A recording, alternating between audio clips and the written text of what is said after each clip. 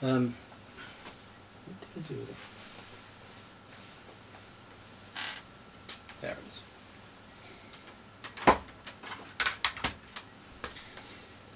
So,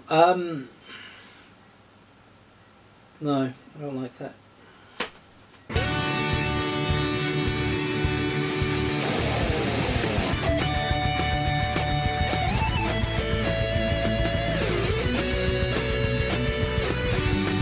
Hey, it's LJ, and welcome to another episode of LJ Reacts. For those of you who have not been on this channel before, this is my little series of reaction videos where I kind of go back in time and try and catch up with some of the pop culture events that I seem to have missed in my lifetime. Yeah, for some reason, actually growing up and trying to make my way in this world in my 20s and my 30s, I seem to have kind of missed out on so many sort of major pop culture events. On this channel, I'm just kind of going back, trying to relive some of the stuff I've missed, and also check out some of the stuff that's coming out right now. So, if there's anything you think I'd like, yeah, and it's not on the channel. I know there's not a lot of videos up there right now, but I'm working to pump more out.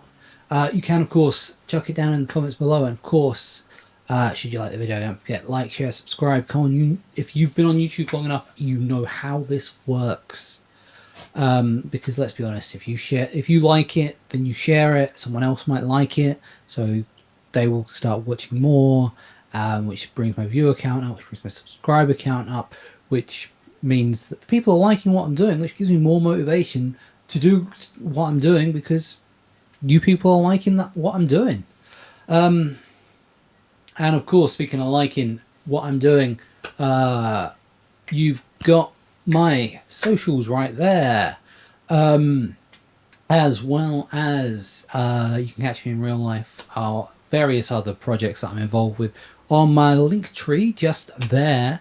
And if you've got a sense of kindness in your heart and some spare change in your back pocket, just chuck it in the tip jar.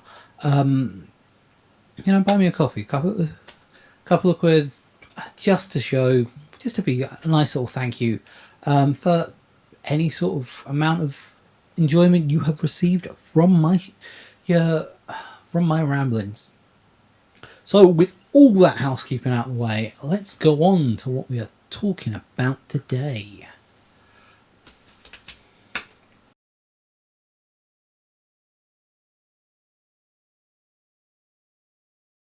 One of the things I like to do when I'm not doing this, or in some other form of life where I'm forced to work so I can afford to live, I like just dropping into I see my local record shop. There's a few sort of I frequent, and if I'm in an area and I've got not much else to do, I'll see if there's one sort of floating around, just to check out what they're offering.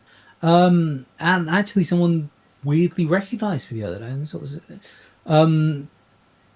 they'd seen one of my more sort of political videos that I've done on this channel, and they said, "Oh, do you know Phil Ochs?" And I was like, "Oh, that's the Love Me, I'm a Liberal guy, right?"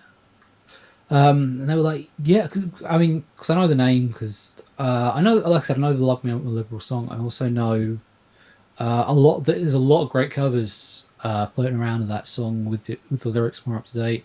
I might even have one of them up there. Don't know who it would be though, because there's 3 or 4 great ones done in the last couple of years. But yeah, the guy was like, "Oh, well," sort of threw out the name to me, and I was like, so like I said, I knew the name. He was like, "Oh, we've got his album, I Ain't Marching Anymore." Sure, I've got just there, which is the first album he released. And I've not had a chance to listen to it yet, so that's what I'm doing. I'm looked up. So the lead single off it was same title as the album, "I'm Not Marching Anymore," which is when you think about it, it's a weird name for a protest song. Let's stick that there. When you're you're a big protest singer, and it's a case of, well, what's the point of going to the marches? That just kind of sums up, I think, a feeling that a lot of activists feel after a certain amount of time. I've said it on here before, but I'm a big fan of Frank Turner, and one of his early songs is one called "Once We Were Anarchists," and it literally starts up just going, "Sod doing these marches anymore. They just they aren't achieving anything." Which, as someone who has been on a few, I totally get that reckoning.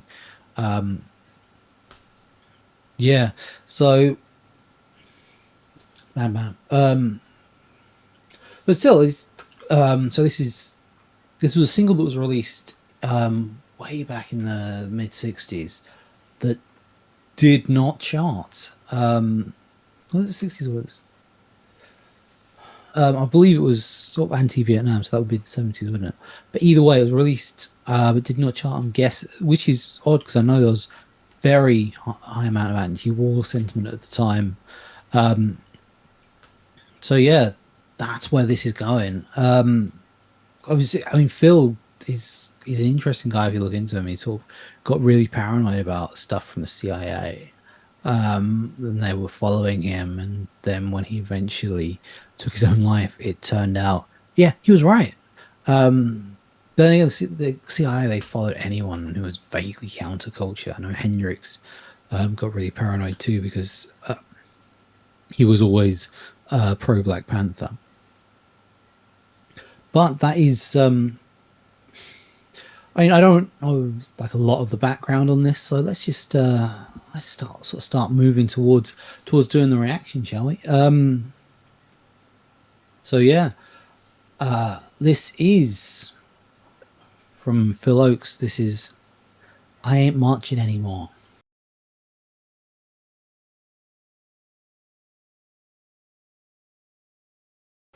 Okay, here we are. "I Ain't Marching Anymore" by Phil Ochs.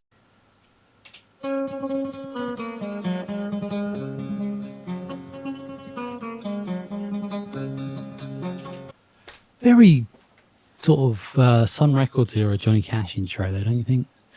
You can kind of hear it kind of going into maybe something down, down, down, down, down, down, down, down, down, down. That is not it. But there is just something sort of Cash-esque about that little intro. Maybe that's just me.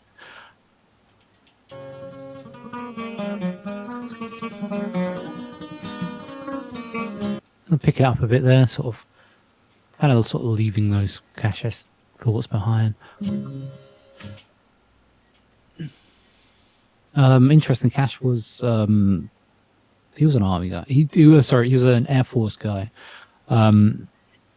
He was the first to receive news about some conflict ending because he was the first to know. I believe it was Stalin died because he was a radio operator at the time, so he intercepted the message and translated it. So he was just weirdly the first American to know that Stalin died in Soviet Russia was Johnny Cash, because of course life makes sense like that. Oh, I marched to the Battle of New Orleans at the end of the early British war. The young land started growing, the young blood started flowing. Oh, that's one that sort of gets you. Whoever's put this project together, they're really sort of going for they're really sort of trying to find the emotional sort of beats of this music, aren't they, with their choice of imagery here. But you can understand why they'd sort of feel that way. No one wants to see that, but it's a sad reality of war. But I ain't marching anymore. For I killed my share of Injuns in 1,000 different fights. I was there at the Little Big Horn. I heard many men lying, I saw many more dying, but I ain't marching anymore. It's always the old to lead us to the wars, always the young to fall. Now look. Okay, here's a weird theory that I've heard, and I believe it has a great air of credibility to it. But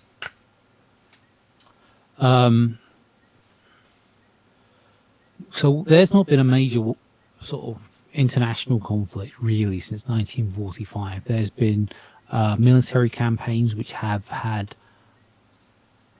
varying degrees of success with like places like Korea and Vietnam, the Middle East, but there's been no major international conflicts.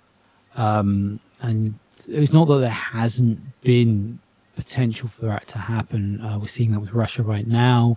So you had Russia in like the 60s and 70s through the 80s, through like the early 80s before they started to unravel for them. Stuff like Kosovo in the 90s. You had Syria and issues with Hamas. All these things that could potentially have led to a major war, but there hasn't been one. Not to the scale that we saw in the Great War of 1912 to 1918, and of course Second World War of 1939 to 1945. Big theory that I've heard that didn't happen is that in more modern times, the people with people who had sway with politicians were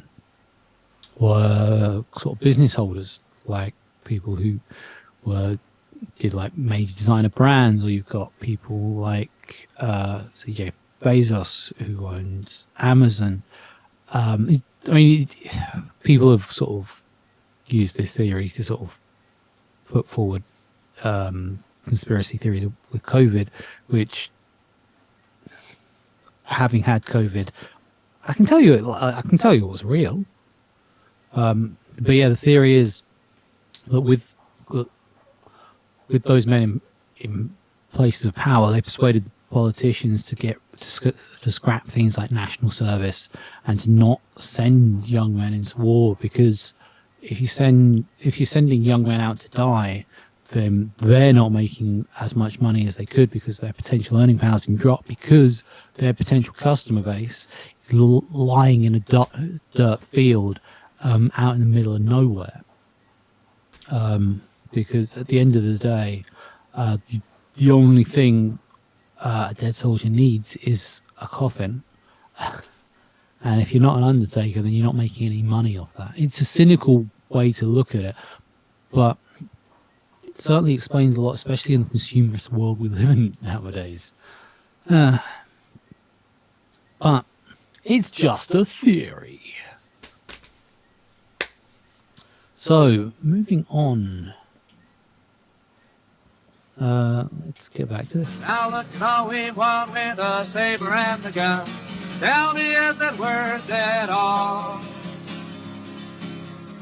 For I stole California from the Mexican land, fought in the bloody Civil War.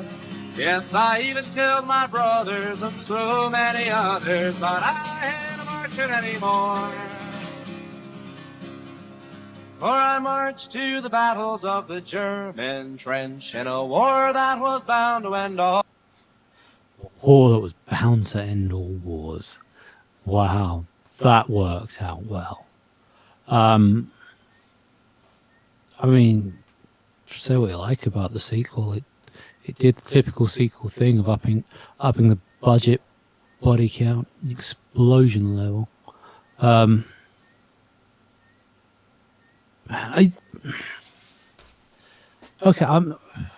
My history is not as sharp as it could be.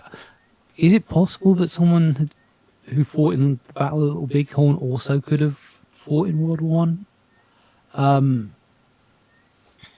don't know. I mean, yeah, at that point, the US had been around for 150 years. I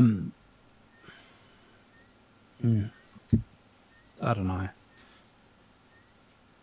But yeah, obviously, storyteller from this point, you can kind of understand why he's kind of given up on everything.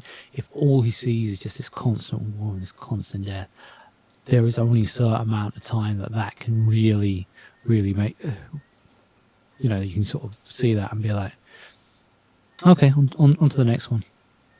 It's just the pointlessness of it all. Oh, I must have killed 1,000,000 men, and now they want me back again, but I ain't marching anymore. It's always the old to lead us to the wars, always the young to fall. I love how they've chosen Nixon for the picture. I mean, I know it's Vietnam, but Johnson had a lot of influence in that.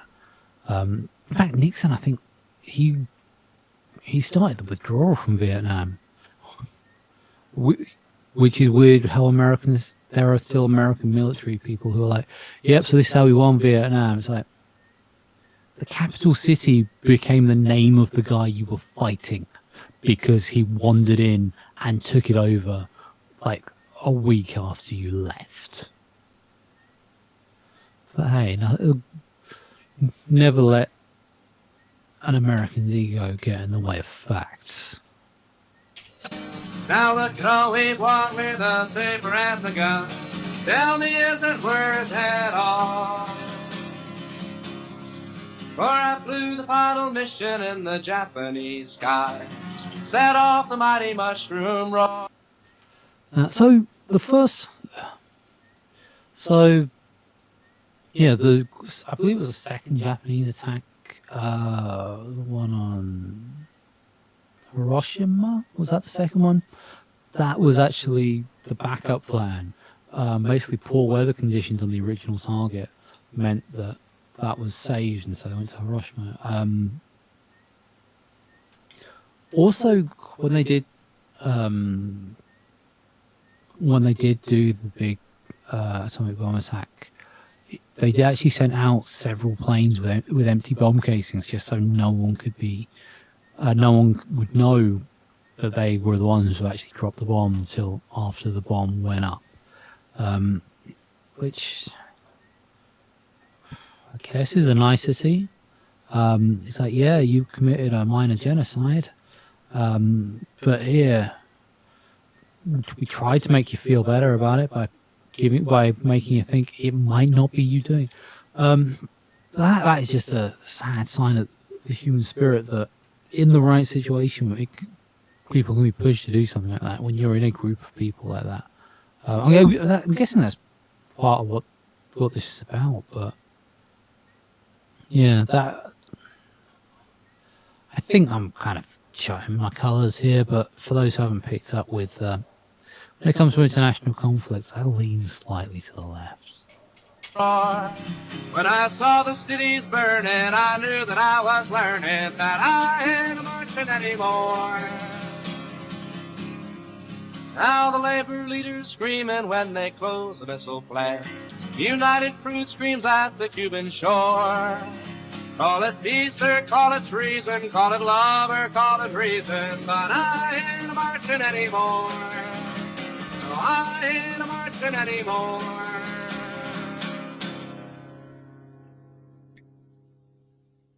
And thank you to the two lovely people just there who put together a great little video.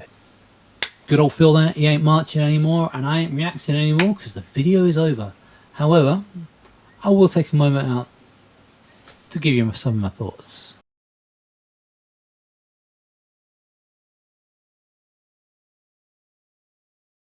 So that was Phil Ochs with I Ain't Marching Anymore, and song's over, so I ain't reacting anymore, so I'm just here to give you some last minute thoughts.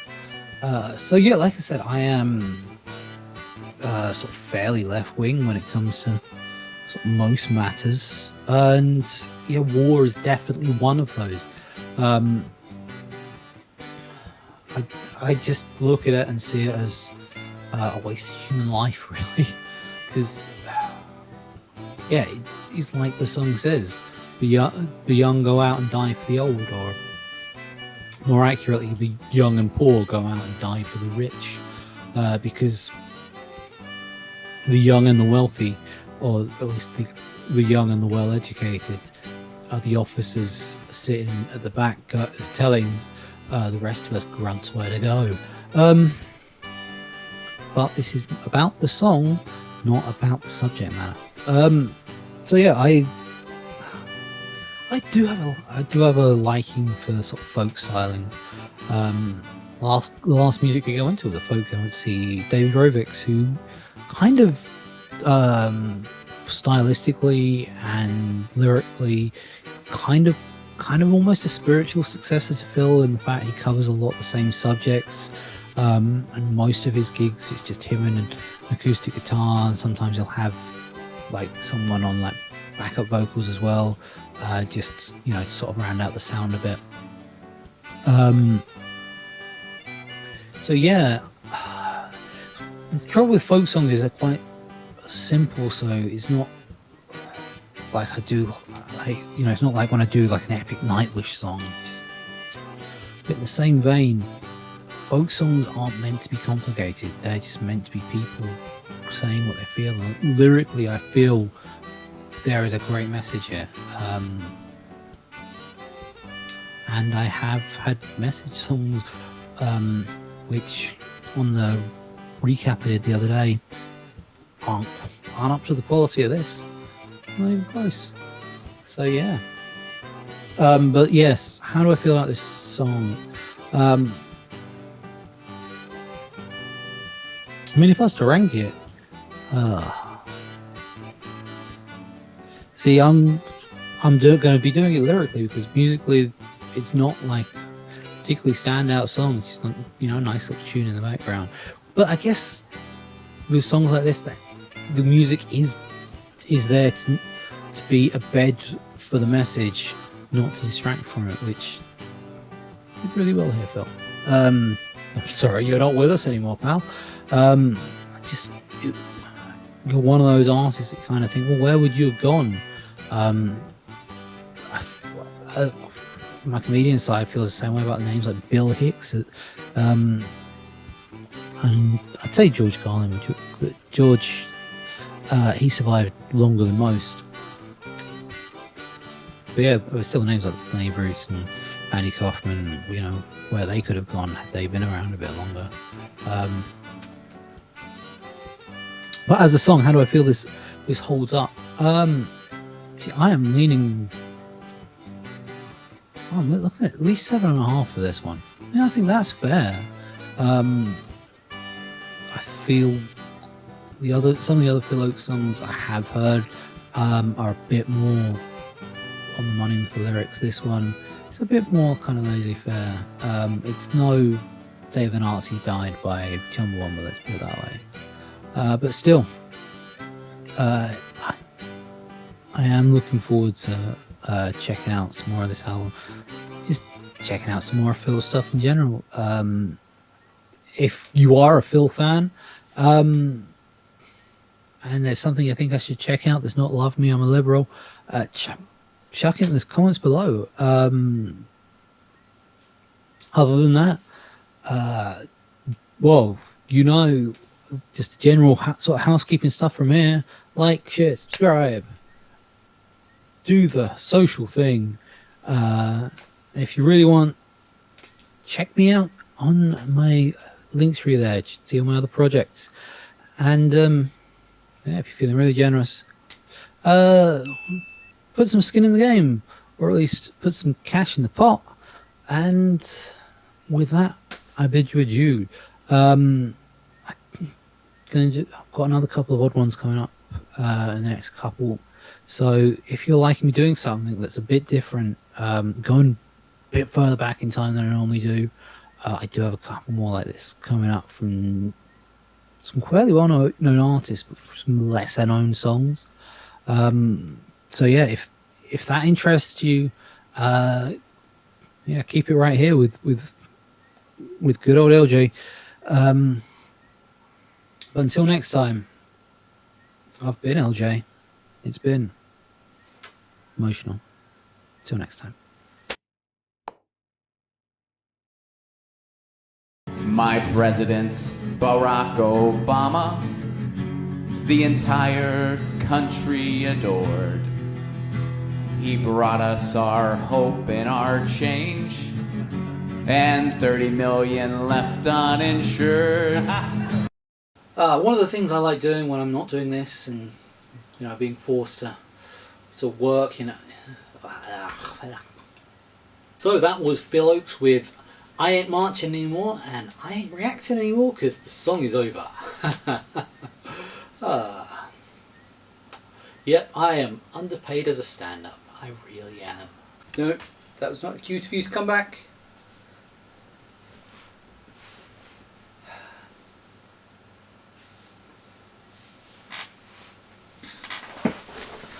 Unless you want to work cameraman stuff. No, fog. Come on, out there.